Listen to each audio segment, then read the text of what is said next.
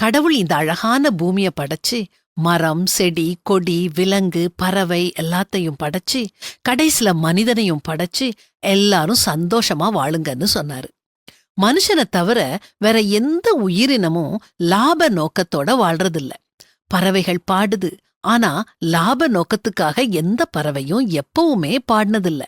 பணத்தை விடுங்க, தான் பாடுறத கேட்டு ரசிக்க யாராவது இருக்காங்களான்னு கூட பறவைகள் கவலைப்படுறதில்ல. தங்களுடைய சந்தோஷத்தை வெளிப்படுத்த பறவைகள் பாடுது. மலர்கள் நறுமணத்தை வீசுது. எந்த மலராவது இது என்னோட மனம், இதுக்கு எனக்கு காப்பிரைட் கொடுங்கன்னு கேக்குறது கிடையாது. என்னுடைய மனம் உன்னுடைய மனத்தை விட சிறந்தது அப்படிங்கிற போட்டி பொறாமையும் கிடையாது. என்னைய எவ்வளவு முகர்ந்து பார்த்தாலும், எவ்வளவு தூரம் நசுக்கினாலும் நான் நறுமணம் வீசுவதை நிறுத்தவே மாட்டேன்னு மலர் தன் உயிருள்ள வரை மணந்துகிட்டே இருக்குது. சூரியனை பாருங்களேன், அது குடுக்கும் ஒளியும் வெப்பமும் நமக்கு உயிர் மூச்சு இல்லையா? தான் வாரி வழங்கும் செங்கதிருக்கும் வெப்பத்திற்கும் சூரியன் கைமாறா நம்மகிட்ட என்ன கேக்குது? எதுவுமே இல்ல. எந்த எதிர்பார்ப்பும் இல்லாம கதிரவன் ஒளியை நம்ம மேல பாய்ச்சுது. இந்த முழு உலகமே தன்னையும் இல்லாம அடுத்தவருக்கு கொடுத்து உதவும் பண்போட திகழுது. ஆனா மனித ஜாதி மட்டும் இதுக்கு விதிவிலக்கு.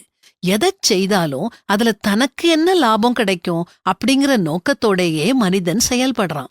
அதனால தான் மன அழுத்தம் வருது, பலவிதமான நோய்கள் வருது, மனமும் உடலும் சோர்வு அடையுது, வலிமை இழக்குது. ஏன் இதெல்லாம் மனுஷனுக்கு மட்டும் நடக்குது? ஏன்னா இந்த உலகம் தன்னயத்துக்காக படைக்கப்பட்டது அல்ல.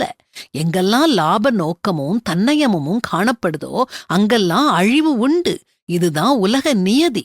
உங்கள் இருதயத்திலே கசப்பான வைராக்கியத்தையும் விரோதத்தையும் வைத்தீர்களானால் நீங்கள் பெருமை பாராட்டாதிருங்கள். சத்தியத்திற்கு விரோதமாய் பொய் சொல்லாமலும் இருங்கள்.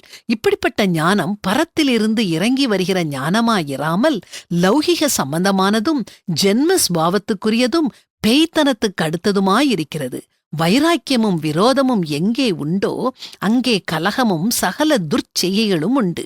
பரத்திலிருந்து வருகிற ஞானமோ முதலாவது சுத்தம் உள்ளதாயும் பின்பு சமாதானமும் சாந்தமும் இணக்கமுள்ளதாயும் இரக்கத்தாலும் நற்கனிகளாலும் நிறைந்ததாயும் பட்சபாதம் இல்லாததாயும் மாயமற்றதாயும் இருக்கிறது.